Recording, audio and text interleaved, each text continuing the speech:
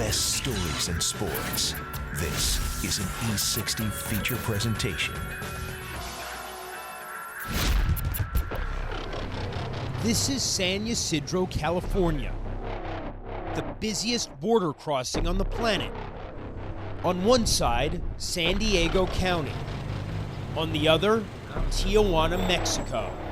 Every day, 75,000 people spill over this border, most looking for work, for opportunity. Among them, 22-year-old Joe Corona.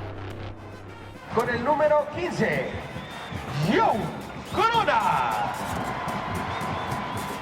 A gifted midfielder, Corona has been playing 4 seasons in Mexico's top league for the Tijuana Xolos.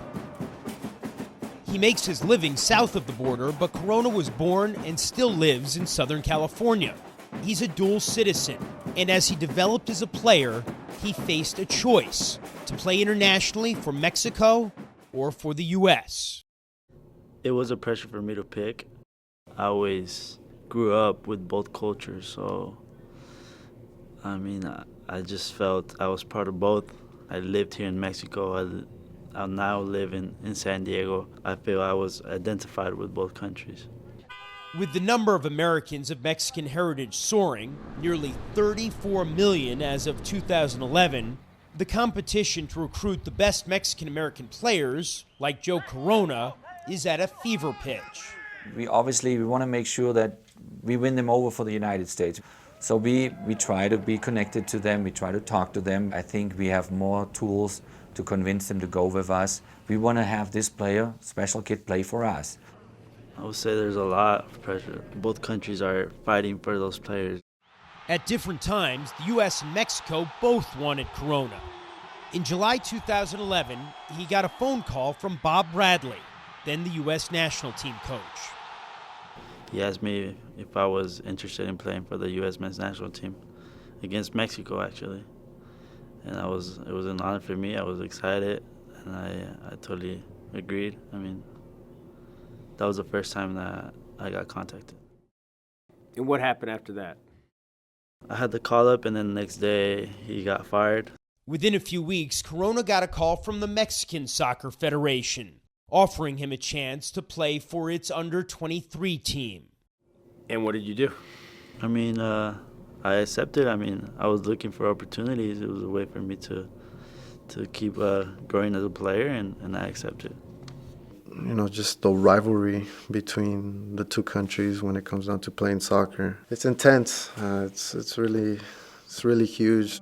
Like Corona, 18-year-old Richard Sanchez was born in California and is a dual citizen. A talented goalkeeper with vast potential, he's currently under contract to FC Dallas of Major League Soccer. Unlike Corona, Sanchez always felt pulled to one side. I consider myself Mexican, I do.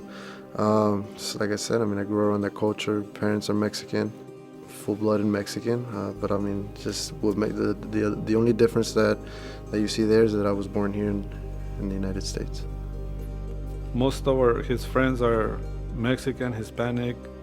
We've always stuck to our culture, and I think that's why he feels more Mexican than American. That's why, when Mexico requested his services, Sanchez didn't waver. What was it like for you the first time you wore a Mexican uniform? It's very emotional for me. Felt really proud wearing the jersey. Just having it on and stepping onto the field with the jersey was a dream come true. Sanchez was in goal when Mexico won the Under-17 World Cup in 2011. He was also the starter a few weeks ago as Mexico won the Under-20 CONCACAF Championship. Mexico's opponent in the final? Ready for action. United States versus Mexico.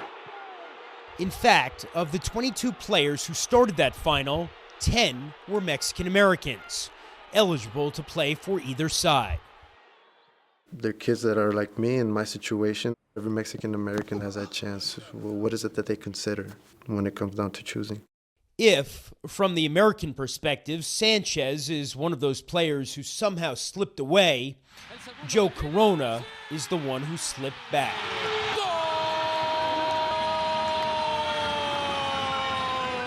After playing sparingly for Mexico's under-23 team, Corona was contacted again by the U.S. Players are allowed to change national teams once, as long as they've never appeared in a FIFA-sanctioned tournament at the senior level. He hadn't, so he made the switch.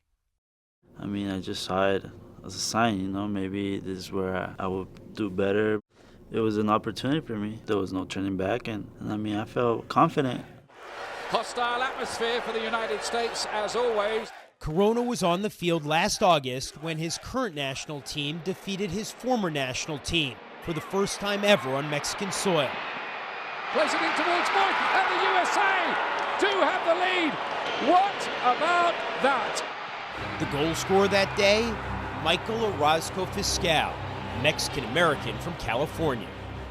I don't care if the kid grows up in an American family in Tokyo or in Johannesburg or in Buenos Aires. If he's eligible for us, if he has interest to play for us, we will talk to the kid. The senior national team will look like what America looks like. It's a melting pot. And I think this is wonderful.